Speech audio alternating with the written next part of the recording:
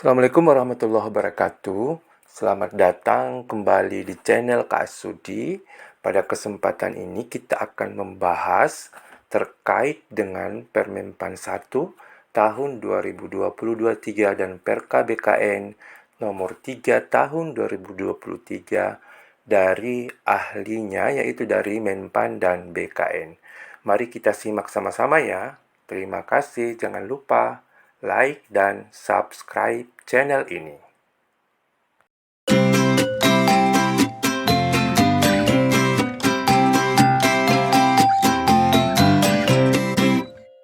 Maaf Bu Ika.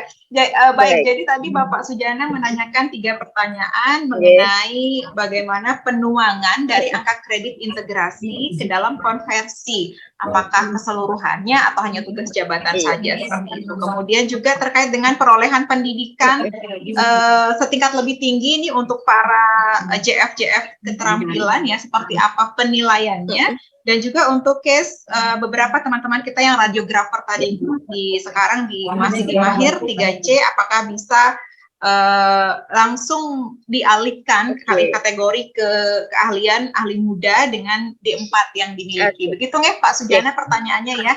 Ya, mohon bantuannya Bu Ika. Terima kasih. Ya, baik. Saya mencoba menjawab ya. Pak Sujana, terima kasih atas pertanyaannya. Ini konsen sekali dengan jabatan fungsional ya. Belum hatam ya Pak yang konvensional dan integrasi, sudah ada lagi yang konversi. Luar biasa sekali. Baik Pak Sujana.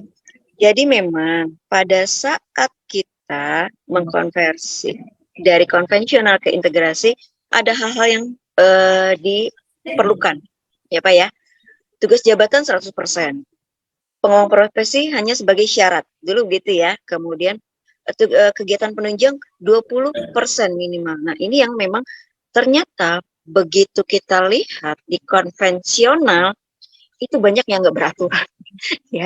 Padahal ya setiap jabatan fungsional itu ada pengaturannya. Ya, contoh ya, untuk yang tugas utama sama penunjang itu 80-20.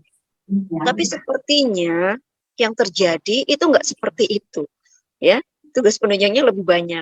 Nah begitu kita masuk ke integrasi itu kelihatan ternyata gitu ya, keambil gitu, oh ternyata penugas penunjang yang lebih banyak daripada tugas jabatan gitu ya. Nah ini memang seperti itu. Nah pada saat diintegrasi memang aturannya seperti itu Pak ya, jadi hanya dari tugas jabatan.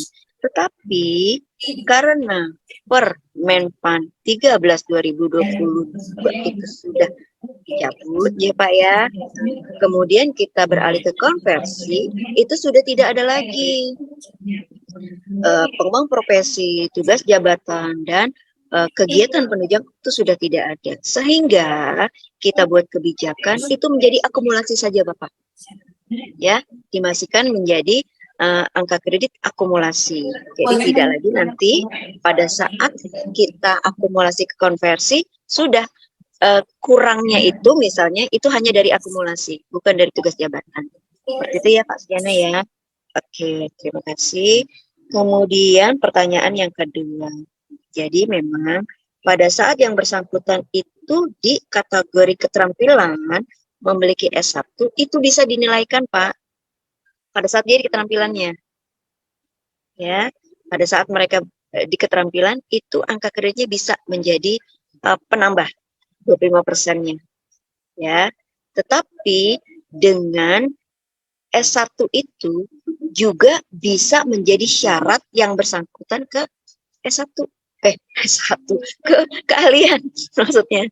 Ya, itu sebagai syarat. Nah, di keahlian itu pendidikan itu nggak dinilai lagi Pak ya, sudah tidak dinilai. Dinilainya pada di mana? Pada saat yang bersangkutan di keterampilan gitu ya, mungkin bisa jadi penambah angka kredit ya Pak ya, seperti itu. Kemudian ada mereka mahir ya Pak ya, bisa nggak kita langsung ke ahli muda karena yang bersangkutan sudah punya juga S1 atau D3, D4 gitu ya Pak ya. Jadi karena perpindahan itu harus setara ya Pak ya. Jadi kalau mahir itu setaranya dengan ahli pertama Bapak. Ya, Jadi bisa ke keahlian, tapi ke ahli pertama. Karena yang bersangkutan adalah mahir. Seperti itu. Terus angka kreditnya bawa saja yang ada di mahir itu. Ya, ke ahli pertama.